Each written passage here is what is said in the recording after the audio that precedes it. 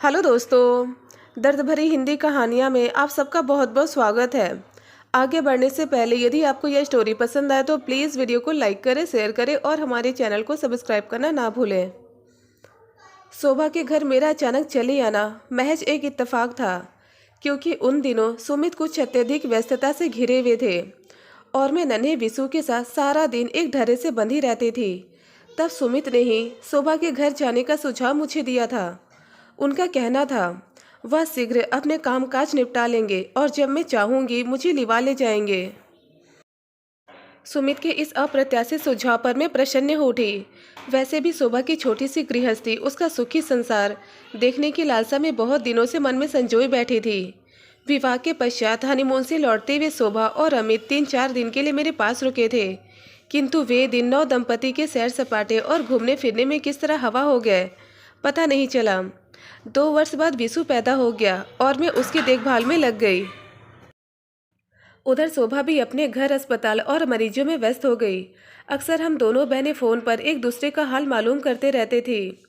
तब शोभा का एक ही आग्रह होता, दीदी किसी भी तरह कुछ दिनों के लिए लखनऊ चली आओ। और अब यहाँ आने पर मेरा सारा उत्साह, सारी खुशी किसी रेत के घरौंदे के समान ढह गई जब मैंने देखा कि नदी के एक किनारे पर शोभा और दूसरे पर अमित खड़े थे और बीच में थी उफनती नदी।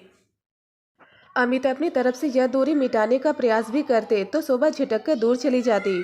मुझे याद आता, डॉक्टर होते हुए भी अति संवेदनशील शोभा की आंखों में कैसा इंद्रधनुषी आकाश उतर आया था इस रिश्ते के पक्का होने पर। फिर ऐसा क्या हो गया जो इस आकाश पर बदरंग बादल छा गए। शायद ही कोई ऐसा दिन होता हो जब दोनों के बीच झगड़ा न होता हो। ऐसे में मेरी स्थिति अत्यंत विकट होती। मेरे लिए चुप रहना असहनीय होता और बीच बचाव करना अशोभनीय। सुबह दोनों के अस्पताल जाने के पश्चात मैं बहुत अकेलापन महसूस करती। घर के सभी कार्यों के लिए शीला और उसके पति थे, इसलिए मुझे करने लायक खास कुछ काम भी न था। वैसे कहने को 2 वर्षीय विशु मेरे साथ था, जो अपनी तोतली बातों और शरारतों से मुझे उलझाए रखता था। फिर भी शोभा के उखड़े स्वभाव और घर में व्याप्त तनाव के कारण मन बहुत उदास रहता। ऐसे में सुमित बहुत याद आते। दोपहर में बहुत बेमन से मैंने विशु को खाना खिलाया और उसके सोने के पश्चात उपन्यास लेकर पढ़ने बैठ गई। तभी शीला ने आकर कहा, बहन जी, साहब व मेम साहब आ गए हैं, आपका भी खाना लगाऊं क्या? हाँ हाँ लगाओ, मैं भी आ रही हूँ। उपन्यास छोड़कर मैं फुर्ती से उठी। डाइनिंग टेबल पर खाना लग चुका था और शोभा व अमित मेरी प्रतीक्षा कर रहे थे। आज शाम 7 बजे डॉक्टर राकेश के घर जाना है, आप दोनों तैयार रहिएगा। शोभा ने सूप की प्लेट में चम्मच घुमाते हुए कहा। आज वहाँ क्या है? मैंने उत्सुकता जाहिर की। आज उनके विवाह की पहली वर्षगांठ है, भूल गई दीदी? उस दिन शाम को पति पत्नी हमें आमंत्रित कर गए थे। शोभा, तुम और दीदी उनके घर चले जाओ, मैं नहीं जा सकूंगा। अमित ने अपनी असमर्थता व्यक्त की। क्यों? मेरी और शोभा की निगाहें अमित की ओर उठ गई। आज रात को 6 नंबर की पेशेंट का ऑपरेशन है और यह चांस मुझे मिल रहा है, अमित ने उल्लास भरे स्वर में कहा। ऑपरेशन डॉक्टर कमलेश कर लेंगे, मैंने डॉक्टर राकेश से वादा किया है कि तीनों अवश्य आएंगे।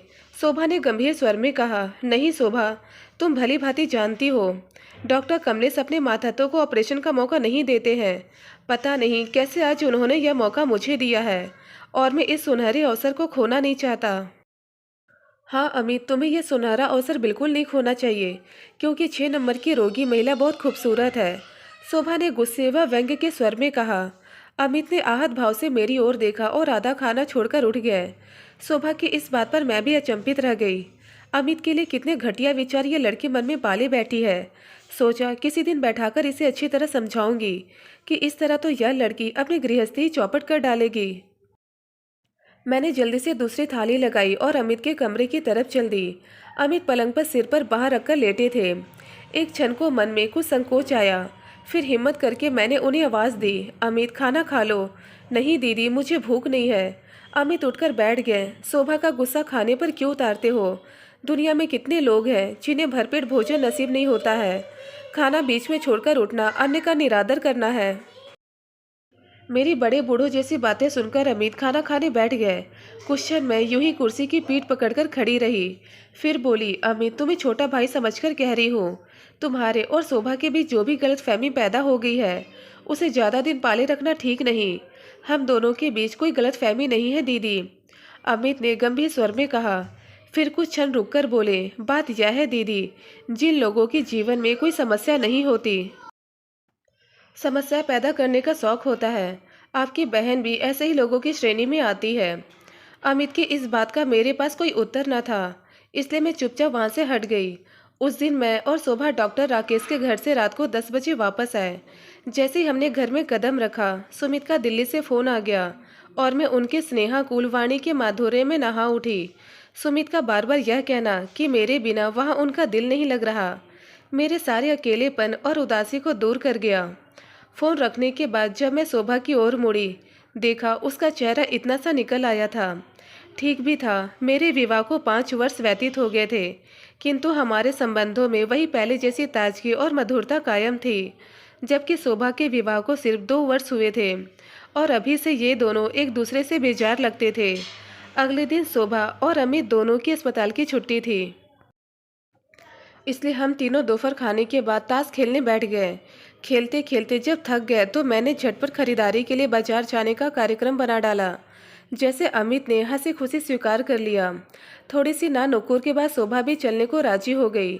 थोड़ी देर बाद नीले रंग की कार सड़क पर दौड़ रही थी और हम लोगों ने जी भर खरीदारी की। कंपनी बाग में विशु को झूला झुलाया और आइसक्रीम खिलाई, फिर थक हार कर कॉफ़ी हाउस में जा बैठे।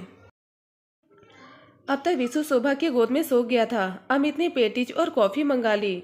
पेटीज खाते हुए हम इधर उधर की बातें कर रहे थे, तभी जींस और टी शर्ट पहने एक युवती अमित के करीब आई और बोली, हाय अमित। अमित ने चौंककर उसकी ओर देखा। एक क्षण को वे असमंजस की स्थिति में बने रहे, फिर खड़े होते हुए बोले, अरे काजल तुम। फिर तुरंत हमसे परिचय कराया। शोभा यह काजल है, हम दोनों मेडिकल कॉलेज में साथ ही पढ़ते थे। बेचारी का दूसरे साल के बाद पढ़ने में दिल नहीं लगा, शादी करके अमेरिका चली गई। अमित ने हंसते हुए कहा, अमेरिका न जाती तो क्या करती, तुमने तो मौका ही नहीं दिया। काजल ने बेझिझक कहा, फिर बोली, अच्छा शोभा तुम्हारी पत्नी है। और इनका परिचय, उसका संकेत मेरी ओर था। ये शोभा की बड़ी बहन है, दिल्ली से आजकल आई हुई है। काजल कुछ देर और बात करके चली गई। इस दौरान शोभा गंभीर बनी बैठी रही और कुछ भी न बोली। काजल के जाने के बाद अमित ने कहा, शोभा तुम्हें काजल से एक बार तो घर आने को कहना ही चाहिए था। शोभा तुरंत कड़वे लहजे में बोली, ऐसी न जाने कितनी चाहने वालियाँ रोज रोज मिलेंगी, आखिर मैं किस किस को घर आने का निमंत्रण देती फिरूंगी। क्या बकती हो। गुस्से और अपमान से जलती निगाहों से अमित कुछ क्षण शोभा को घूरते रहे, फिर मेज पर से कार की चाबियाँ उठाते हुए बोले, दीदी मैं घर जा रहा हूँ, आप चलिएगा। तुरंत मैं और शोभा उठ खड़े हुए। शोभा ने सोते हुए विशु को गोद में उठा रखा था। अमित ने पैसे का भुगतान किया और हम लोग बाहर आ गए। रास्ते भर कार में कोई कुछ न बोला। कुछ देर पहले कॉफ़ी हाउस में बैठी मैं मन ही मन खुश हो रही थी कि आज का पूरा दिन हंसी खुशी बीत रहा है, किंतु अंत में शोभा की जरा सी नासमझी ने फिर सबको तनाव में लाकर खड़ा कर दिया था। घर आकर अमित बिना किसी से बात किए अपने कमरे में चले गए। शीला ने खाने को पूछा तो उन्होंने मना कर दिया। मैंने विशु को पलंग पर सुलाया और कपड़े बदलकर छत पर जा बैठी। मन बहुत उदास हो उठा था। उम्र में मैं शोभा से 2 वर्ष बड़ी थी। जिस वर्ष मैं इंटरमीडिएट में आई, माँ पिताजी दोनों की एक कार दुर्घटना में मृत्यु हो गई। शोभा उस समय 15 वर्ष की थी। उस कच्ची उम्र में हम बिन माँ बाप की बच्चियों को भाभी ने अपनी ममता के आंचल में छिपा लिया था। भैया भाभी का हाथ सिर पर होने के बावजूद मैं शोभा की ओर से कभी भी लापरवाह नहीं रही थी, इसलिए आज उसकी बिखरे गृहस्थी को देखकर मैं तड़प उठी थी और उन दोनों को नज़दीक लाने का उपाय ढूंढ रही थी। छत पर किसी के कदमों की आहट सुनकर मैंने मुड़कर देखा। शोभा भी मेरी बगल में आकर बैठ गई थी। उसे देखकर मुझे कुछ देर पूर्व की घटना याद हो आई। प्रयत्न करने के बावजूद मैं अपने क्रोध को दबा ना पाई। क्या बात है शोभा, क्या अपनी गृहस्थी पूरी तरह चौपट करने का इरादा है? ऐसे व्यवहार से क्या तुम पति को वश में रख पाओगी? इतनी अवहेलना से तो भले से भला व्यक्ति भी हाथ से निकल जाएगा। मैं क्या करूं दीदी, मेरी कुछ समझ में नहीं आता। शोभा दोनों हाथों से अपना सिर पकड़कर बैठ गई। मैंने स्नेहपूर्वक उसकी पीठ पर हाथ रखा और कहा, शोभा मेरी बहन, पहले तुम अपनी दीदी से कभी कुछ नहीं छिपाती थी, फिर आज मैं क्या इतनी पराई हो गई जो तुम अपने मन की व्यथा मुझसे नहीं कह सकती? कैसे कहूँ दीदी, तुम भी दुखी हो जाओगी जब तुम्हें पता चलेगा कि अमित के जीवन में पहले भी कोई लड़की आ चुकी है। तुम्हें कैसे पता चला? मैंने धैर्यपूर्वक पूछा। अमित ने स्वयं मुझे बताया है। वे अपने कॉलेज की एक लड़की से प्रेम करते थे। दोनों ने जीवन भर साथ निभाने की कस्में खाई थी, किंतु वह लड़की धोखेबाज निकली। उसने किसी अमीर युवक से विवाह कर लिया। अमित ने तो विवाह न करने का फैसला कर लिया था, परंतु घर वालों के विवश करने पर इन्हें मुझसे विवाह करना पड़ा। अब तुम ही बताओ दीदी, इतना बड़ा धोखा खाने के बाद कोई कैसे खुश रह सकता है? अमित ने तुम्हें कोई धोखा नहीं दिया। मैंने शोभा की बात का विरोध किया। उसने यह सब कुछ विवाह से पूर्व सुमित को बता दिया था। तब सुमित ने उसे समझाया था कि उसके जीवन का वह एक दुखद अध्याय था जो अब समाप्त हो चुका था। अब उसे एक नए जीवन की शुरुआत करनी चाहिए। साथ ही सुमित ने अमित को यह भी आश्वासन दिया था कि शोभा के रूप में उसे एकमात्र पत्नी ही नहीं बल्कि एक प्रेयसी, एक अच्छी मित्र भी मिलेगी। परंतु मुझे अफसोस है, शोभा की अमित को एक प्रेयसी, एक अच्छी मित्र तो क्या, एक अच्छी पत्नी भी ना मिली। दीदी, तुम ही मुझे दोषी ठहरा रही हो। शोभा ने आगे कहना चाहा, किंतु मैंने उसे बीच में ही रोक दिया। अमित चाहते तो सब कुछ आसानी से छिपा सकते थे। आखिर उन्हें किसी को कुछ भी बताने की आवश्यकता ही क्या थी? यह तो उनकी महानता है जो उन्होंने हमें और तुम्हें सब कुछ बता दिया। किंतु बदले में क्या मिला? इतनी प्रताड़ना और तिरस्कार। बोलते बोलते मेरा स्वर कुछ तेज हो चला था। शोभा सिर झुकाए खामोश बैठी थी। शायद उसे कुछ कुछ अपनी गलती का एहसास हो रहा था। मैं भी उसके जीवन के इस कड़वे प्रसंग को आज ही समाप्त कर देना चाहती थी, इसलिए फिर बोली, शोभा, मुझे माफ़ करना। आज मैं तुम्हें तुम्हारे जीवन की एक घटना याद दिलाना चाहती हूँ। भैया के एक मित्र डॉक्टर आनंद हमारे घर आते थे। यह जानते हुए भी कि वे विवाहित है, तुम उनके मोहजाल में फंस गई थी। उस समय भाभी की ही बस की बात थी जो वे तुम्हें उस मोहजाल से मुक्त करा पाई थी, वरना भैया की तो रातों की नींद हराम हो गई थी। उस समय मैं नासमझ थी दीदी। शोभा अब बिल्कुल रोमांसी हो उठी थी। मानती हूँ तुम नासमझ थी, फिर भी एक गलत राह की ओर तुम्हारे कदम बढ़े थे। यह बात अमित को पता चल जाए और वह तुम्हें लांछित करे तब? अमित का प्रेम कोई भूल न थी, जबकि तुमने अवश्य भूल की थी। शोभा, विवाह मात्र प्रणय बंधन ही नहीं, उसके आगे भी बहुत कुछ है। आपसे विश्वास और एक दूसरे को सहारा देने का पक्का भरोसा भी है। सच कहती हो दीदी, अमित ने जब अपनी पिछली जिंदगी के पन्ने मेरे सम्मुख पलटे, मैं विवेक शून्य हो उठी और अपनी जिंदगी के सुनहरे पलों को व्यर्थ गवा दिया। शोभा की आंखों में पश्चाताप के आंसू थे।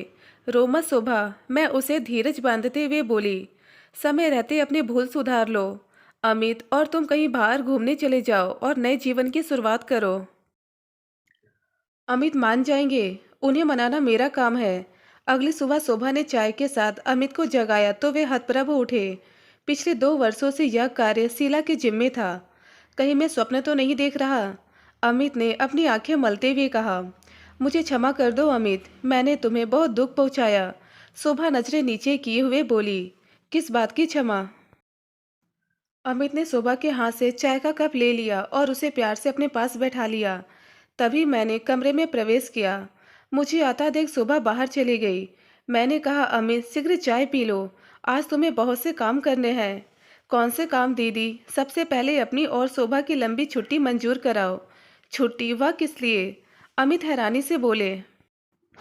तुम और शोभा नैनीताल या कहीं भी घूमने जा रहे हो, अपने एक नए जीवन की शुरुआत करने के लिए। शोभा मान जाएगी? अमित शंकित होकर बोले। उसने तो जाने की तैयारियां भी शुरू कर दी है। अमित ने एक क्षण मेरी ओर देखा, फिर अचानक उसने मेरे दोनों हाथ पकड़े और श्रद्धापूर्वक उन्हें माथे से लगा लिया और कहा, दीदी, यह नया जीवन आपकी ही देन है। अमित की बात सुनकर मैं भावुक हो उठी। मैंने उन्हें दूसरे कमरे में लगभग धक्का देते हुए कहा, अब तुम यह बड़ी बड़ी बातें छोड़ो, वहाँ तुम्हारी कोई प्रतीक्षा कर रहा है। अमित दूसरे कमरे में चले गए। मैंने पर्दे की ओर से देखा। वे शोभा के कान में कुछ कह रहे थे और शोभा हंसते हुए उन्हें अंगूठा दिखा रही थी। मैंने सोचा, प्यार का सूरज धुंध के कारण कुछ समय के लिए आंखों में ओझल भले ही हो जाए, पर एकदम से खो नहीं सकता। धुंध के छटते ही सूरज अपनी पूरी आग के साथ फिर चमकने लगता है। मैं मन ही मन खुश थी। मेरे कदम सुमित को बुलाने के लिए फ़ोन की ओर बढ़ गए।